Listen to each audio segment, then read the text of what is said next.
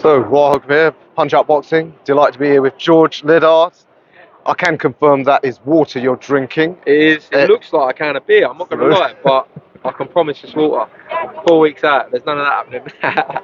So, George, you are on the Top Tier show right here in Brentwood. Favour from Matchroom to Johnny, who's a great guy, by the way, a mate of mine. So, yeah, but not bad, eh? Being on sort of home turf. Nice, it's good. And get to headline. Different opportunity, do you know what I mean? It's a different opportunity that's presented itself. I always say it's God's plan, not mine. This come up just before this was announced, so I took the fight, not knowing obviously this was going to happen, but June 29th, local, I can get plenty of my family and friends there. It's a great opportunity in a different way, and I'm looking forward to putting on a show, you know, same as I would any show I was on. I'm looking forward to putting on a big performance. So I thank Johnny for obviously looking after us and putting us on his show, and Eddie also for giving us the opportunity, and my management team. I really do think it's worthwhile that these big outlets, they do some sort of cooperation with the small outlets, because we know Eddie, he's worldwide. You know, he doesn't always have room for some of you novice pros who are just upcoming to get you out onto all the big shows. So it makes sense that to keep you regularly fighting, get onto some of these smaller shows. 100%. You know, there's shows all over the place. My last one was in Leeds, just gone. Vegas before that. You know, it's not something that everyone can get to. So being right here in Brentwood, you know, I live 10 minutes away. I can get a lot of my family and friends there, which is important to me. I want to perform in front of the people that support me most. So it's nice, good opportunity, and I'm sure we'll be back out on the matchroom card, you know, not too long after. Yeah, absolutely. Your opponent, S.A. Smith. I don't know what his first name actually is. I just know. I think it's Sam. I've heard. I might be making it up. I feel like it might be Sam. But he's again, like yourself, an unbeaten prospect. Massive opportunity for him. So you're not getting knockovers. Do you think you can move fast? You don't need any more journeymen. And you know what? I had 2 negative records in my first 2 fights. I was, you know, I had a good amateur pedigree, but I wanted a GB fight, nothing like that. So they moved me a little bit slight first. I had a couple of negative records, but since then I've got winning records back to back to back. You know, my last 5. Again, another winning record. My second unbeaten fighter in 3 fights in this fight. So yeah, look, I know he's going to come. He's going to want to put on a performance against a matchroom fighter at the end of the day. I know what I'm expecting. And I hope he does. I really hope he comes to fight, because that's when you're going to see the best of georgeliddard. You know, I train diligently. I work hard in the gym. I put my trust in God that, you know, he's got a plan for me. And listen, June 29th, you're going to see a very good Georgeliddard, and I'm going to put on a devastating performance. Yeah, again, against an unbeaten fighter. Well worthy of headlining BRENTWOOD middleweights. That is going to be your preferred weight class. Yeah, 100%. We're going to stay in middle for now. I'm only 22, so listen, I'm sure I'll grind to super middle, maybe even light heavy someday.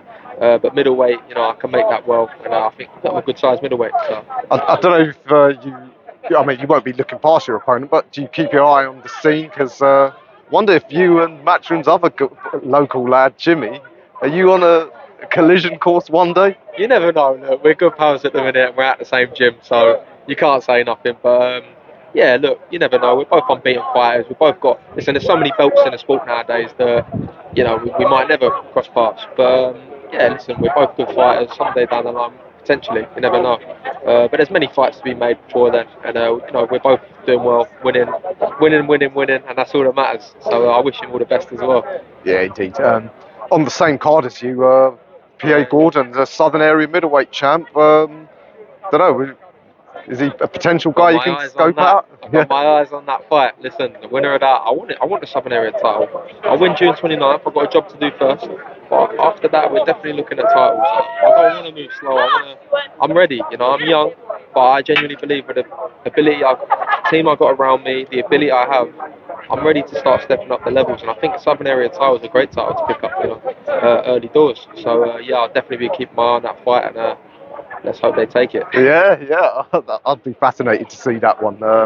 Paul, he's a good fighter, but he's been coming up on the small scene. And if he wins, of course, but he's in a pretty tough fight himself. How do you assess the middleweight scene in the UK? Did you see Hamza Shiraz at the weekend? Hamza's a great fighter. very good fighter. He's at that world level now, so obviously he's levels above where I am at the minute. I see myself being there one day, 100%.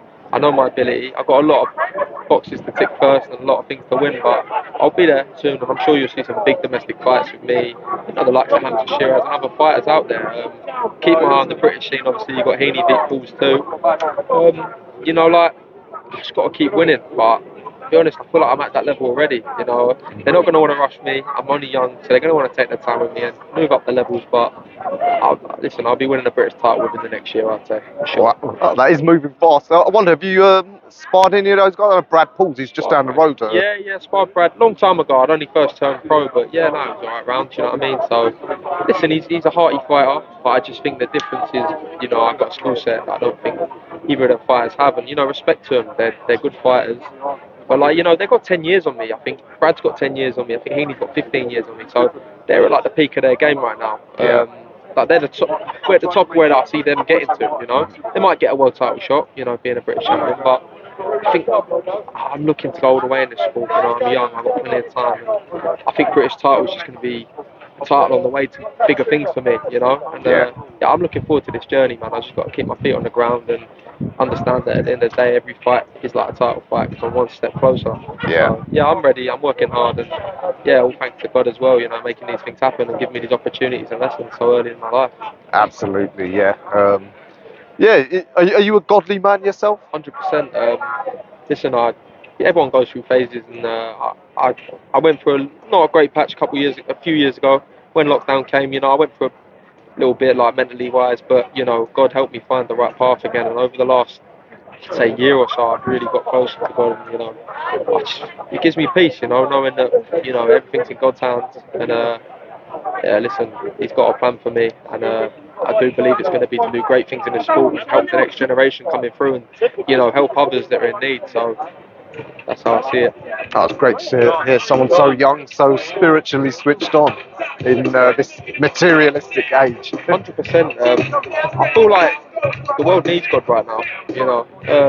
Whether you're, different religion, whatever. I just think having a faith is very important. And for me, God, it keeps my feet on the ground. It doesn't let me get above my station. Because I know that there's bigger things than what I'm doing. God's doing all sorts every day. So I think faith's important. It can really help the world right now. Everyone did want to faith. Absolutely. Well, sounds like the party's about to start. So leave it there, and we'll see you in a couple of weeks in Brentwood. Thank you very much, mate.